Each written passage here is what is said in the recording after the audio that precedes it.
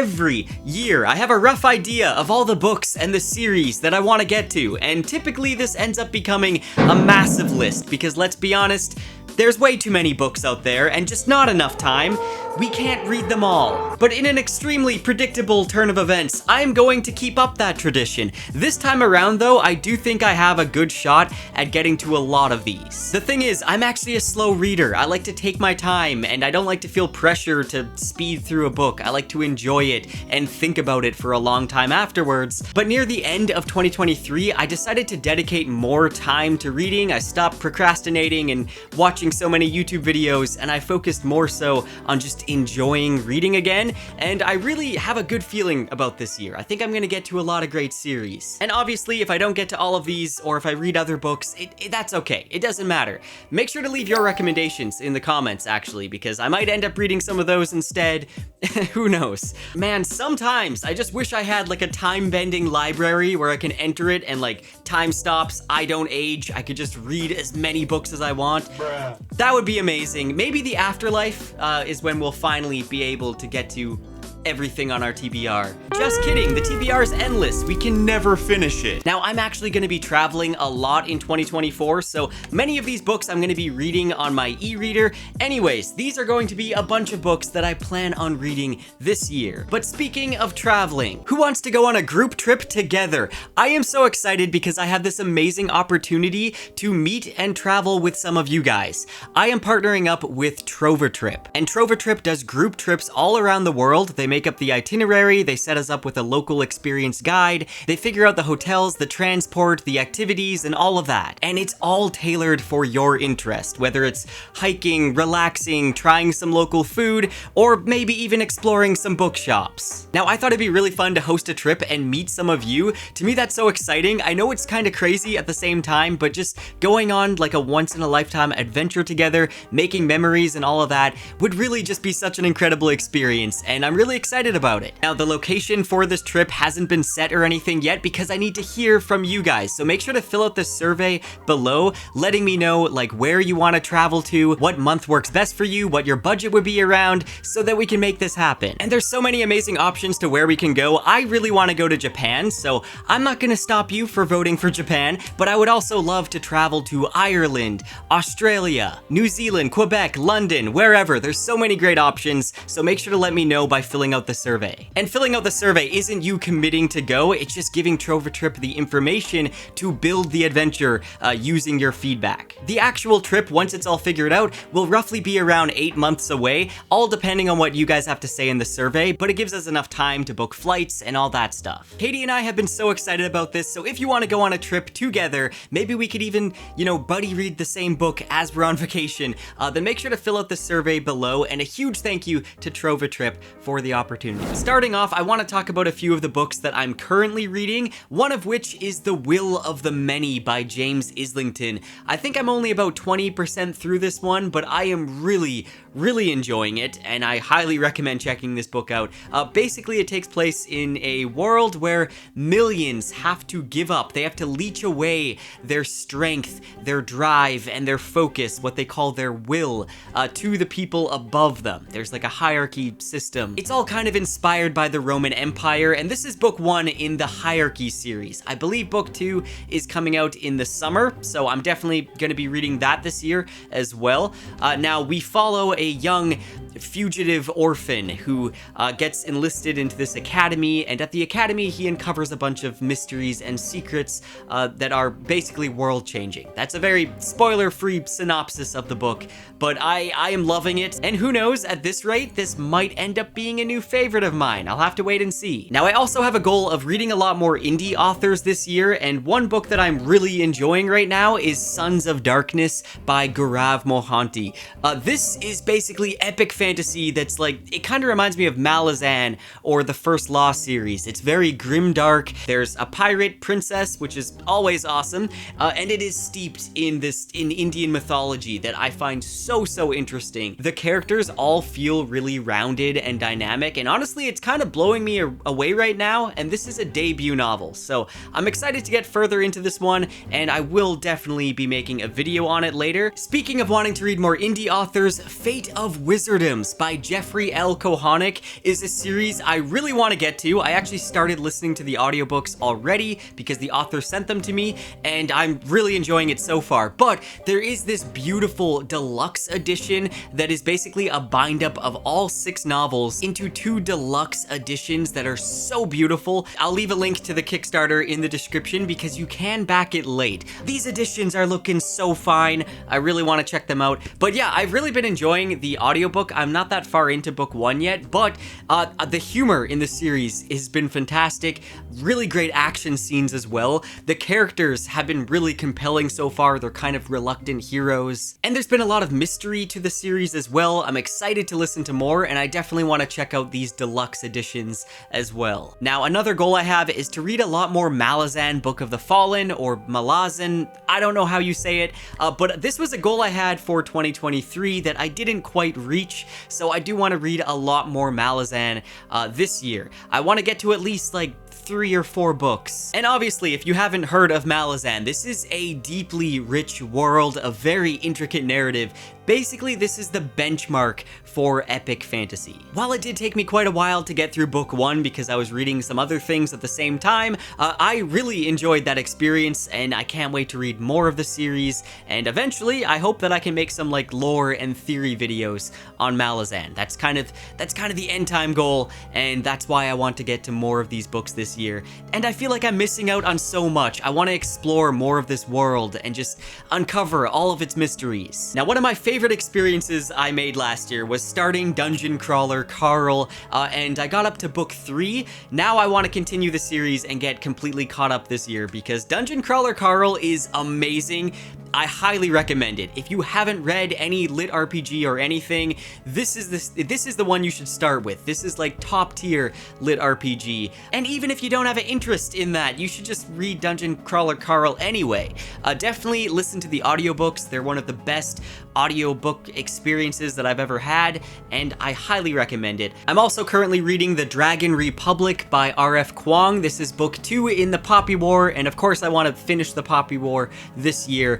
The Adventures of Amina al-Sarafi by Shannon Chakraborty. This one has been on my TBR for a good long while now. It promises a swashbuckling, charming adventure with pirates, forbidden artifacts, and ancient mysteries. And basically it's one woman's determined quest to seize a final chance at glory and write her own legend. I really enjoy when authors write adult characters that have already lived their adventures. Maybe they've been married and had children already, but now they're ready for one final adventure. That's a trope I really like, so I've heard a lot of good things about this book. I'm excited to get to it this year. The Way of Edan by Philip Chase. You guys likely know Philip Chase from his YouTube channel. He is a wonderful guy and a fellow book reviewer and someone I really respect. Now, he sent me an early copy of his book at some point last year, and I didn't get around to reading it yet, but I do want to get to this one very soon. I hear it combines the best elements of classic fantasy with the modern elements that we really enjoy, and judging by all the positive feedback I've seen from The Way of Edan, it's looking like a very promising debut. So don't worry, Philip, I'm gonna be starting this soon, and I can't wait to get to it. Now, if you watched my best books of 2023 video, then you might know that I recently started Stephen King. I read The Shining. I actually just finished it earlier in January here, and I was really surprised at how much I enjoyed it. I enjoyed it a lot more than I was expecting to, and I just kind of picked it up on a whim, and then I couldn't put it down. So I'm really looking forward to reading more King this year. If you have recommendations, let me know in the comments, because I'm not quite sure on what I'm going to read next. Maybe Salem's Lot. I don't know. I want to get acquainted with a lot of his books before I dive into The Gunslinger, but that's what I'm hoping to get to Later on, The Book That Wouldn't Burn by Mark Lawrence. This is the first book in his new library trilogy, which is a blend of science fiction and fantasy, and the premise alone has me super interested. The novel alternates perspectives between two protagonists. Livira is a girl from the dust, the poverty-stricken land outside the city, where people barely have enough food and water to survive, and they're subject to attacks by a race of brutal wolf-like warriors called sabers. And then the other lead character, Evar, is a young man who spent his entire life trapped in a chamber of an enormous library, bigger than cities and older than empires, together with his 4 adopted siblings and endless towers of books. To be honest, that doesn't sound that bad. Anyways, Evar was raised by one of the library's assistants, this porcelain-looking android-type figure, and I guess their stories end up spiraling around each other. That's all I really know about it, but that is enough to completely have my attention. I'm actually going to be starting this one in March.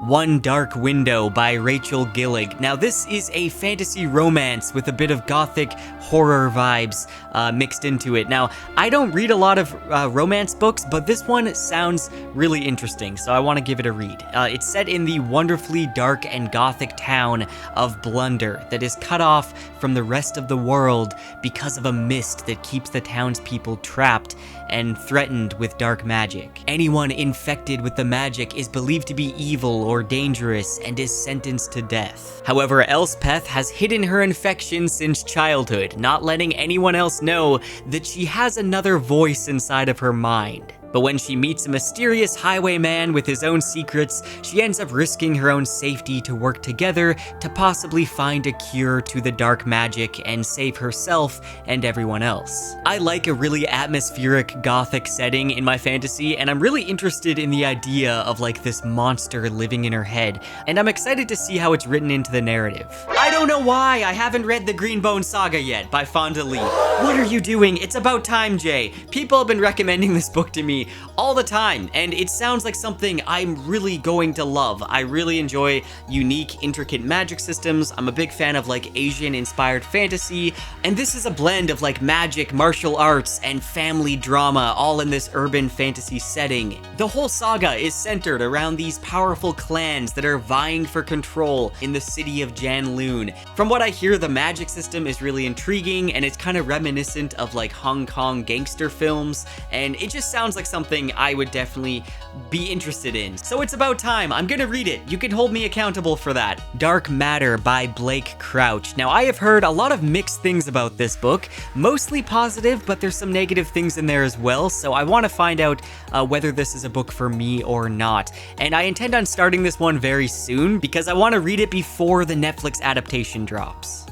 The 11th Cycle by Kian N. Ardalan. Now, this is another indie book that I am dying to get to. This is a dark fantasy epic, which I've been told has heavy Dark Souls vibes, and I have honestly been looking for a series like this. The novel takes place in the mist-encircled land of Minethria as the prophesized 11th seed is born. This offspring of the Elder King may, perhaps, serve as a savior to the mortal beings of this war-torn land. I don't really know much more about it, to be honest, but hey, Dark Souls vibes, I'm sold, and I want to get to this soon. Sir Hereward and Master Fitz by Garth Nix. I have always been a fan of the unique flavor of fantasy that Nix brings to the table. It's fantasy that doesn't follow the usual cliches, and this is an omnibus of all 8 stories and one bonus one, following a knight and artillerist named Sir Hereward, and a magically animated puppet called Mr. Fitz. The duo works for the Council of the Safety of the World, and they've taken a vow to hunt down and exterminate the supernatural beings who are on a prescribed list of evil godlets. Sir Hereward brings his blade and his skill with explosives to the table, while Fitz does all the magic. And honestly, they sound like such an interesting combo. I love when there's these characters that kind of complement each other but are opposites at the same time. This is kind of giving me Fawcett and the Grey Mouser vibes. It sounds awesome. Now in 2023, I started Red Rising by Pierce Brown. I don't know why it took me so long to get to these books. I'm really enjoying them, and I intend fully on finishing the entire series this year. And once I do, I plan on making some more in-depth videos on Red Rising. I also intend on reading more of the Cradle series by Will White. Now these are pretty fast-paced and quick reads, so I might even end up finishing it. Now I am really wanting to continue reading Rob and Hob this year. I'm a big fan of the Farseer trilogy, Fitz, The Fool, Night Eyes. They're all some of my favorite characters, but I need to continue on with the Realm of the Elderlings. It's about time, and the Liveship Traders is the next trilogy I need to get to, and I hear it's one of her best. I feel like a lot of people actually enjoy Liveship Traders over the Farseer trilogy. Now I am a pretty big fan of like nautical books. I love seafaring, and this book promises sentient ships. That sounds amazing to me. I am already a fan of the character depth in Hobb's books and the vivid world building, and I am so ready to return to this world, so I'm really looking forward to it. I hope it's not gonna let me down, and I need to make more videos on Rob and Hobb's books. Another indie fantasy series you guys have been recommending to me a lot is The Bound and the Broken by Ryan Cahill, and from the sounds of it, it's right up my alley. I'm really looking forward to getting to this one. Ascendant, book 1 in Songs of Chaos by Michael R. Miller. Now, I heard a lot of great things about these books from Petrick Leo, and hearing him recommend it made me very curious to give these books a read, and then Miller ended up sending me the entire series in the mail just recently. So now I have no excuse, I need to get to these soon, and it's kind of giving like Inheritance Cycle vibes, but more so for adults, and I'm a big fan of like the Dragon Rider trope, so I'll have to share all my thoughts once I get to Ascendant. Now, I have slowly been collecting the Faithful and the Fallen books when I find them at used bookshops. I have books 1, 2, and 4, and I have heard so many good things about John Gwynne. I've never read any of his books, but I definitely want to start with Malice here, and honestly, I don't even really know what the Faithful and the Fallen is about. But I have heard the series is compared to Abercrombie. It's known for its well-crafted battle scenes and complex characters. Being a big fan of Abercrombie, this sounds definitely like something I'm going to enjoy. And of course, depending on how many books I get through, if I'm able to finish this series, then I might pick up the Bloodsworn trilogy as well. Gunmetal Gods by Zamil Akhtar. This is a series that has been on my radar for a long time, and I want to start it very soon. It's been described as Game of Thrones mixed with Arabian Nights. I've heard it's a very grimdark story, there's Lovecraftian gods, and this is epic fantasy that's inspired from the Crusades. It sounds like there's going to be a lot of action, probably a lot of morally ambiguous stuff going on, and there's also an Ultimate Edition. There's a Kickstarter going on for the Ultimate Edition, which I believe starts to print in June. All the artwork added to this looks so sick. I'm gonna try to get my hands on a copy of this. Now, last year, I finally reread Percy Jackson and the Olympians. I enjoyed it so much more than I was expecting to. Like, it holds up very, very well. And I'm looking forward to starting the Disney Plus adaptation soon. I haven't started that yet, so I'm looking forward to it. But I also want to get to more Riordan this year, and one series I really want to start is the Trials of Apollo. And shout out to Bill who sent this to my P.O. box. Thank you so much. I'm really looking forward to this because, like I said, Percy Jackson held up so well, so I feel like I want to read all of the Riordan books, hopefully this year, but yeah, I'm definitely going to get to this one. Now, considering that Piranesi was one of my favorite books I read in 2023, it only makes sense that I read Jonathan Strange and Mr. Norrell as well. This is a chunky book. This is a really chunky book. I'm hoping it's not going to be too slow paced because it doesn't sound like the type of book I typically read, but it does sound extremely interesting, so I'm hoping I'll enjoy it. Let me know in the comments if you read this one and if you liked it. I do want to read more manga this year as well. I want to incorporate that more into my channel, but don't worry, I'm still going to have fantasy books and all that, but I do want to try to include more of my interests on the channel here. I have really been enjoying One Piece. I want to read more One Piece this year and make a lot more videos on it. I also want to make some videos on Attack on Titan. Hopefully I'll have the time to make some videos on 20th Century Boys, one of my favorite mangas, as well as Pluto. Pluto is amazing. Highly recommend that. And Berserk. I really want to make more videos on Berserk this year. If you don't know, I reviewed the first Ultimate Edition quite a while back. A lot of people don't know that video exists, so I really want to get further into the series, and I want to make a review on like each deluxe volume. And those are all the books I plan on reading in 2024.